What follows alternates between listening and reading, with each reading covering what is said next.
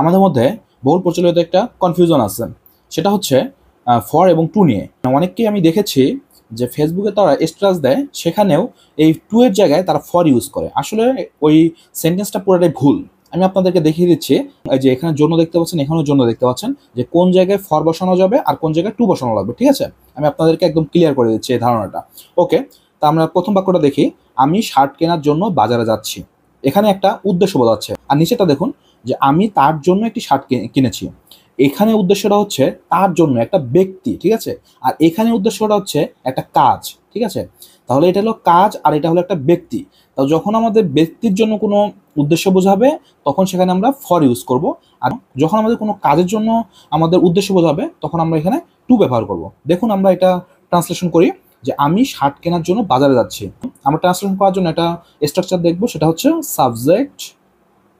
Subject plus verb plus object, ঠিক আছে, plus extension. ওকে, তাহলে আমি প্রথমে সাবজেক্টটা খুঁজে নেই। সাবজেক্ট হচ্ছে আমি শার্ট কেনার জন্য বাজারে যাচ্ছি। আচ্ছা, এটা আগে কোন টেন্স এটাও তো জানতে হবে আগে। কোন টেন্স এটা যদি না জানেন তাহলে তো আপনি ট্রান্সলেশন করতে পারবেন না। তাহলে দেখেন যে আমি যাচ্ছি, এটা একটা চলমান কাজ বোঝাচ্ছে বর্তমানে, ঠিক আছে, তার মানে এটা প্রেজেন্ট কন্টিনিউয়াস।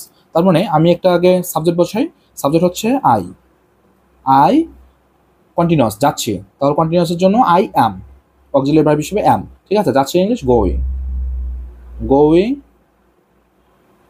টু, কোথায় যাচ্ছি, বাজারে, মার্কেট, এটা কিন্তু মার্কেট না, এটা কিন্তু হচ্ছে মার্কেট। ওকে, তাহলে আমরা এই যে জন্য কিসের জন্য বলা যাচ্ছে, শার্ট কেনার জন্য। তাহলে আমরা উদ্দেশ্যটা বুঝিয়ে দেই যে টু ইনফিনিটিভ এখানে ব্যবহার করব, টু বাই এ শার্ট।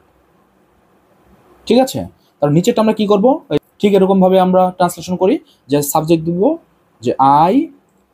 আচ্ছা, এটা আবার দেখে নেই যে এটা কোন টেন্স। এই যে এখানে দেখুন যে কিনেছি, এটা দ্বারা কি বোঝায়, যে বর্তমানকালে কোনো কাজ ঘটে গেছে কিন্তু এখনো ফলাফল বিদ্যমান আছে, তার মানে এটা প্রেজেন্ট পারফেক্ট টেন্স। ঠিক আছে, তার মানে আই দিয়েছি, তারপরে প্রেজেন্ট পারফেক্টের জন্য হ্যাভ, আই হ্যাভ। তাহলে হ্যাভের পর কি দিতে হবে, পাস্ট পার্টিসিপল ফর্ম, তাহলে বট, বাইয়ের পাস্ট পার্টিসিপল ফর্ম হচ্ছে বট। তারপর হচ্ছে কি কিনেছি, অবজেক্ট হিসেবে কি কিনেছি, একটা শার্ট, তার মানে এ শার্ট ফর, তার জন্য, ফর হিম অথবা হার। আশা করি কনফিউশনটা আর থাকবে না।